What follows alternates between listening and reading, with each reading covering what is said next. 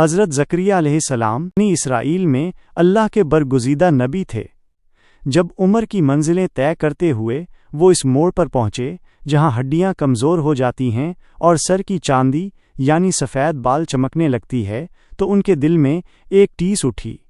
یہ خواہش کسی دنیاوی وارث کی نہیں تھی، بلکہ ایک ایسے ولی کی تھی جو ان کے بعد اللہ کے دین کا علم بلند رکھے۔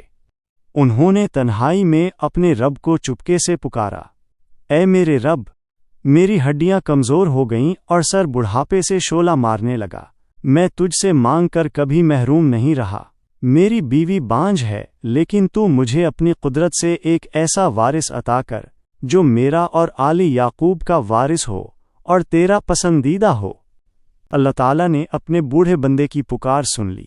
فرشتوں نے آ کر خوشخبری دی، اے زکریا، ہم تمہیں ایک بیٹے کی خوشخبری دیتے ہیں جس کا نام یحییٰ ہوگا، اس نام کا ہم نے پہلے کوئی پیدا نہیں کیا۔ حضرت زکریا علیہ السلام حیرت زدہ رہ گئے کہ اس عمر میں اور بانجھ بیوی کے بطن سے بیٹا کیسے ہوگا۔ اللہ نے فرمایا، یہ میرے لیے بہت آسان ہے، میں نے اس سے پہلے تمہیں پیدا کیا جب تم کچھ بھی نہ تھے۔ نشانی کے طور پر آپ 3 دن تک لوگوں سے کلام نہ کر سکے، حالانکہ آپ بالکل تندرست تھے۔ 9 ماہ بعد حضرت یحییٰ علیہ السلام کی ولادت ہوئی۔ وہ بچپن ہی سے عام بچوں سے مختلف تھے۔ جب دوسرے بچے انہیں کھیلنے کے لیے بلاتے تو وہ اپنی معصوم مگر سنجیدہ آواز میں کہتے، خدا نے مجھے کھیلنے کے لیے پیدا نہیں کیا۔ وہ بچپن ہی سے اللہ کے خوف میں اس قدر روتے کہ ان کے رخساروں پر آنسوؤں کے نشان پڑ گئے۔ جب حضرت زکریا علیہ السلام نے اللہ سے شکوہ کیا کہ بچے کے رونے سے میرا دل غمگین رہتا ہے، تو وحی آئی، اے زکریا، تم نے خود ہی تو ایسا بیٹا مانگا تھا جو میری اطاعت میں مگن رہے۔ مجھے وہ بندہ محبوب ہے جو میرے عشق اور میرے عذاب کے خوف سے شب و روز رویا کرے۔ ایک دن حضرت زکریا علیہ السلام بنی اسرائیل کے سامنے جنت اور دوزخ کا تذکرہ فرما رہے تھے۔ انہوں نے دوزخ کے 7 دروازوں اور اس کی ہولناکیوں کا ذکر کیا۔ حضرت یحییٰ علیہ السلام جو ایک کونے میں چھپ کر یہ واز سن رہے تھے، تڑپ اٹھے، ایک لمبی آہ بھری اور دیوانہ وار پہاڑوں کی طرف نکل گئے۔ 7 دن تک وہ پہاڑوں اور غاروں میں روتے رہے۔ ان کی والدہ انہیں ڈھونڈتی رہیں، یہاں تک کہ ایک چرواہے نے بتایا کہ آپ کا بیٹا فلاں غار میں ہے۔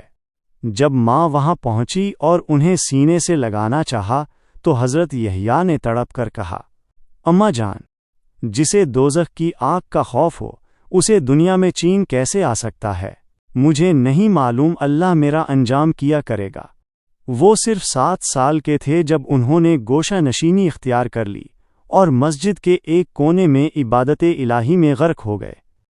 وقت گزرتا گیا، بنی اسرائیل کے لوگ گمراہی اور سرکشی میں حد سے بڑھ گئے۔ حضرت زکریا علیہ السلام انہیں حق کی طرف بلاتے، مگر وہ آپ کی جان کے دشمن بن گئے۔ جب ظالموں نے آپ کو شہید کرنے کا ارادہ کیا تو آپ بستی سے نکل کر ایک جنگل کی طرف تشریف لے گئے۔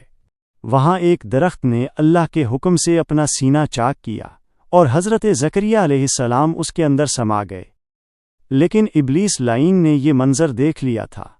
جب دشمن وہاں پہنچے اور پریشان ہوئے تو شیطان انسانی روپ میں آیا اور بولا، جسے ڈھونڈ رہے ہو وہ اس درخت کے اندر چھپا ہے، دیکھو اس کے کپڑے کا ایک کونا باہر لٹک رہا ہے۔ ان ظالموں نے ایک بڑا آرا لایا اور اس درخت کو درمیان سے چیرنا شروع کیا۔